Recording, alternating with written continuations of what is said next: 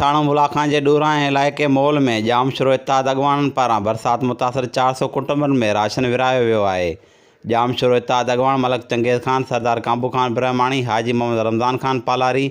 Sheikh Abdullah Kostani union council मॉल जे ॻोठ हाजी शेर मोहम्मद शेणो पहुची बरसात सबबि मुतासिर थींदड़ 400 कुटुंबनि खे राशन जा बैग ॾिना। इन मौक़े ते जाम शुरू इत्ताद अॻवान मलक चंगेज़ खान जो चवणो हो त हाणोकियुनि चौमासी वारियुनि बरसातूं लगातार 2 महीननि ताईं हलण सबबि कोस्तान में सवे माण्हुनि जा घर ढही पट थी विया आहिनि, जॾहिं त बनियूं ॿारहं ऐं रोड रस्ता तबाह थी विया आहिनि, जंहिं करे माण्हुनि में गुरबत, बुख, बदहाली, बीमारी ऐं बेरोज़गारी वधी वई आहे। अहिड़ियुनि ॾुखियनि हालतुनि खे मुंहुं ॾियणु सरकार जो कमु आहे, पर सरकार तरफ़ां आयल इमदाद सियासी बुनियादनि ते विरहाइण जे करे जाम शुरू इत्ताद सां लाॻापियल माण्हू हर इमदाद खां महरूम रखिया विया आहिनि, जंहिं करे असां पंहिंजे हणावणा वसार कोशिशूं वठी कोस्टान जे माण्हुनि खे राशन पहुचाए रहिया आहियूं। इन सिलसिले में मॉल जे मुतासिर ॻोठनि में राशन विराए चुका आहियूं।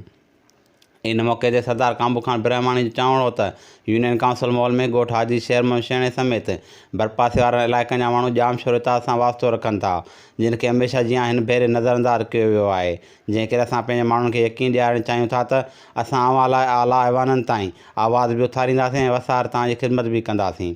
इन मौक़े ते सिंध पालारी इतां जे सरपरस्त आला हाजी मोहम्मद रमज़ान खान पालारी जो चवणो हो त अहिड़ियुनि हालतुनि में पंहिंजी सियासत चमकाइण ख़ातिर बोर्ड मुतासिरनि खे सियासी बुनियादनि ते महरूम रखण वारे अमल जी सख़्त मज़म्मत करियूं था। सियासी समाजी शख़्सियत शेख अब्दुल्ला कोस्तानी जो चवणो हो त जाम शुरू इत्ताद जे वर्करनि जे हौसले ऐं सब्र खे सलाम पेश करियूं था, जिन सरकारी धुर जी ब्लैक मेलिंग खे ठुकराए पंहिंजी वफ़ादारी जो सबूत ॾिनो आहे, जंहिं करे असां ज़रूरी सम्झो त पंहिंजूं भरपूर कोशिशूं वठी कंहिं राशन पहुचायूं ऐं संदनि दाउन कुकुनि खे मीडिया ज़रिए इक़्तिदार धड़नि ताईं पहुचायूं। इन मौक़े ते सतावन पालारी, दोस्त अली बुरफ़त, अयाज़ ख़ासकली, गुलाम शबीर शेणो, ख़ैर मोहम्मद शेणो, अब्बास शेणो, अरबाब शेणो ऐं ॿियनि पंहिंजे ख़्यालनि जो इज़हार कयो।